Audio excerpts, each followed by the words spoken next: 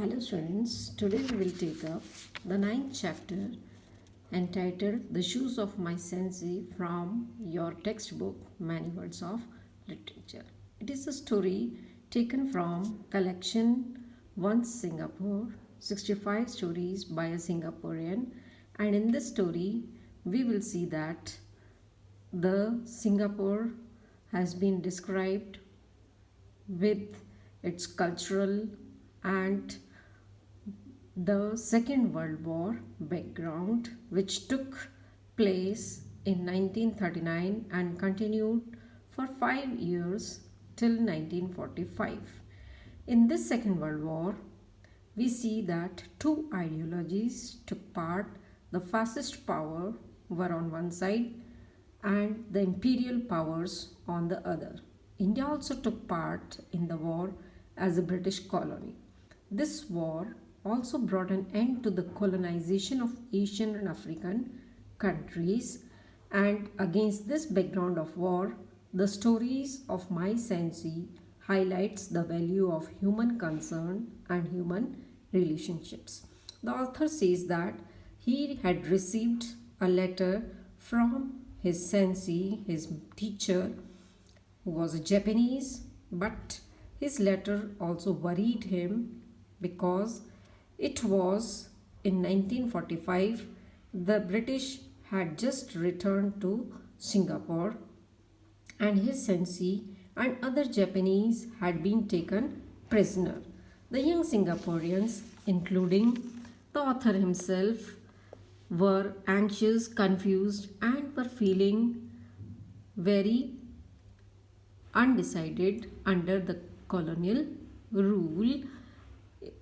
He was surprised that his sensei had not been repatriated to Japan, but happy to learn that he was being treated well. His worry was for himself.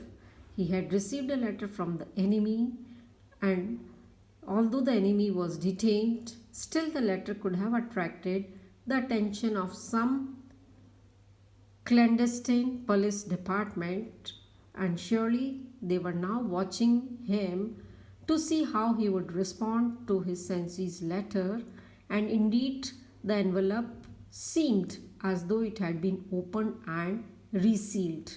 This letter mentioned a pair of shoes that he had given him, and the last time the author saw him, it was at his home in Kavanagh Road when Singapore was still occupied. He had said, giving those shoes, that they were new, and although they looked big for him, still he was growing and someday they would fit him well. He did not mind going into the POW camp in his old shoes. In this letter, he said that he missed his friends and no one had visited him in the camp. He wondered if the author could visit him at the camp, and he asked if he could have his shoes back. He apologized for this because his old shoes had been broken. The author felt sorry for him because he was an understanding man. He had been good to all of them, taught them values, and through the songs he introduced them to the old Japanese way, the true Japanese spirit. He had been teaching at a school back home when the Japanese Imperial Army conscripted him, means forcefully told him to join the army, and shipped him to Singapore to teach the Japanese language to its conquered citizens. They soon found him different from others, as he was not arrogant, not sadistic, and he did not treat them like dirt the other soldiers did. He sponsored his students for precious food rations and helped them get good jobs. He even took the grave risk of speaking up for students and their relatives who had somehow displeased the notorious army, the all-powerful Japanese military police. When the father of one of his classmates was detained after he got drunk and trampled a Japanese flag, Fogg asked their teacher for help, he bravely went to the Campeti and got him released. Although the old man came out haggard, tired, his hair were all scattered, hobbling on sticks and dragging one useless foot along. After that, his sensei was a hero in his eyes. So, this incident changed the author. Now, reading his letter, he thought he must be feeling desperately low in this detention camp.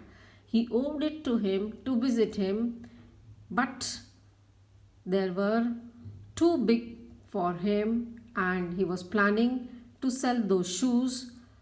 He would get he had a fear that he would get blacklisted if he went to visit the enemy in the camp.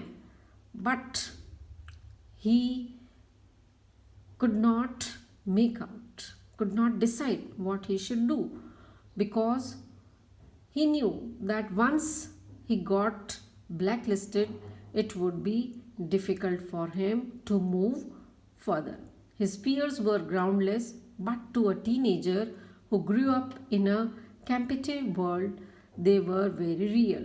And stories of wartime atrocities were being circulated, and the general feeling was that vengeance was about to be exacted on the Japanese who had collaborated with them in any way.